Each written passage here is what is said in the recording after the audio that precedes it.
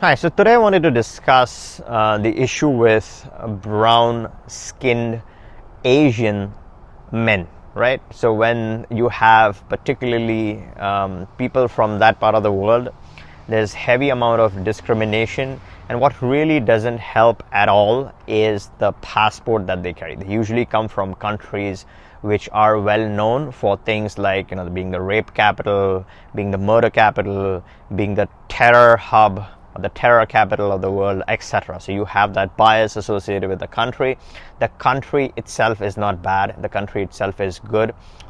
Some people tend to put it in bad light, tend to do activities which really hurts their reputation, and therefore the country gets a bad rep. Now, once you are from that country, no one wants to entertain people from that location because of the history.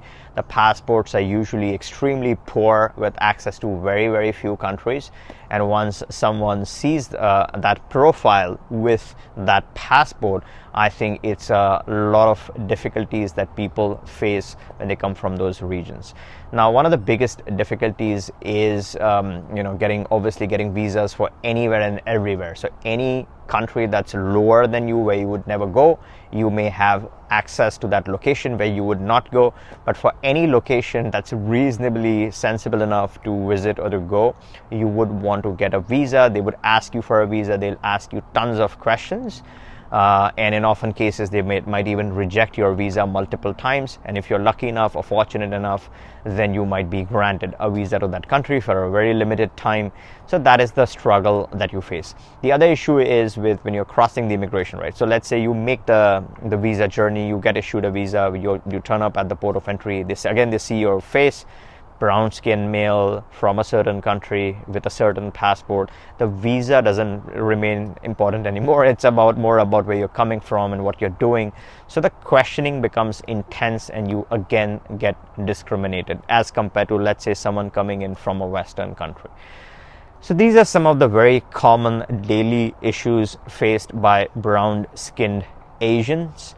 I think the moment you change your passport, let's say you're carrying a Dutch passport, or let's say a US passport, or a Canadian passport, or any other strong passport, or an Australian passport, the whole scenario changes. The first thing that any immigration officer asks you after looking at your face is, where's your passport, right? So that's the first thing that they look at. The moment you hand them over one of the top tier passports, the entire impression changes. They get to know, oh, wait a minute, this guy has worked hard. This guy has obtained a certain nationality. He has earned his way through to that nationality. The whole treatment kind of changes. So face is one thing, it just gets you started. But the moment you complement that with, let's say, a very strong passport versus a really weak passport, it changes the whole dynamics. It changes the ease with which you travel. It changes the ease with which you are let into a country.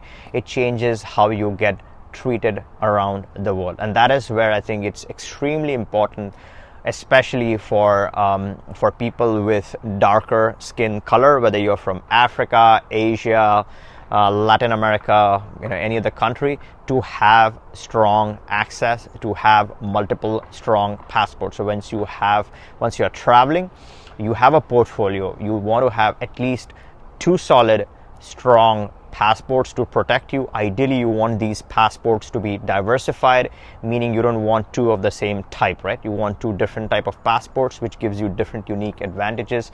It doesn't matter whether it's a Muslim passport or a Western passport. It should be diversified. But the key is having 2 solid, strong travel documents which are diversified.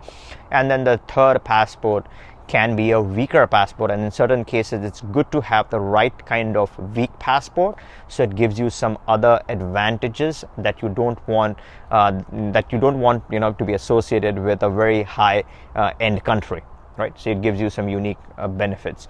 Now, it also depends upon what kind of weak passport. You don't want a really horrible deal where it might backfire on you, or certain other countries might flag you because you are also supposed to, you also happen to be a national of that country. At that time, you want to disassociate yourself with that kind of a weak passport. You want the right kind of a weak passport. And when I say a weak passport, it's only the access. the country itself should provide you with some unique advantages when you're using or relying on this weaker passport. Now, 3 is the bare minimum. That is what one should have ideally in their portfolio. So based on the situation, based on where you're headed, based on what you're doing, you really are protected not only from a travel perspective, but also from a financial, from a security, from a safety perspective as well. And then the diversity is important, because if you are facing challenges in one location, you have equal and opposite protection on the other side. You always protected or covered in a 360 kind of manner. So that's the scenario that you want to get in your life. If you want to get started with establishing a new residency or get a new citizenship, click the link in the description, book a call with us. We can discuss what exactly you're up to and get you started with the residency or citizenship of your choice. And if you're here for the first time, my name is Jay, and here we discuss residencies and citizenships and how to get there. So if you haven't subscribed, take a moment and subscribe right now so you don't miss out on any of the changes to any of the programs or any new upcoming programs. If you liked this video, give me a thumbs up and catch you in the next one.